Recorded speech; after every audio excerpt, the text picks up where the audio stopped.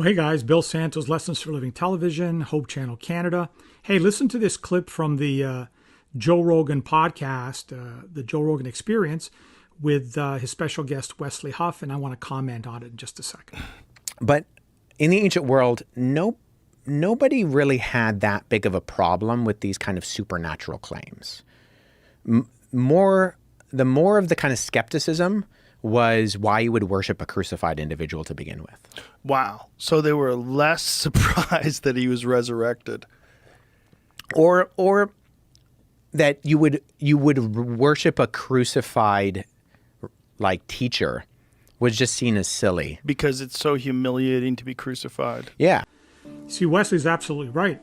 The message of the gospel was never meant to be comfortable.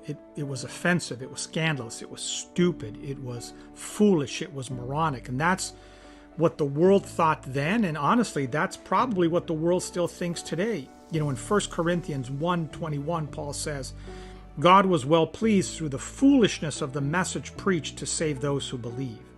Think about that. God chose what the world calls ridiculous to save us. In the first century, everybody knew what crucifixion meant. It wasn't a necklace. It was the most humiliating, it was the most shameful way to die. So when Christians started preaching a crucified Messiah, well, the Jews said, that's a stumbling block. That's scandalous. The Greeks said, that's foolishness. That's just simply nonsense. The Jews wanted a dramatic sign. The Greeks, they wanted some deep philosophical wisdom, but God gave them the exact opposite. God gave them a crucified Messiah.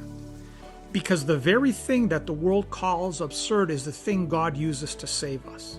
And maybe that's the point. The cross, it still confronts our pride, our expectations, our self-reliance, and it invites us into a salvation that we could never earn. So if you want more of these short messages that hopefully bring the scriptures into real life, follow this page, share this video, and let's keep exploring the gospel together. God bless you. We'll see you next time.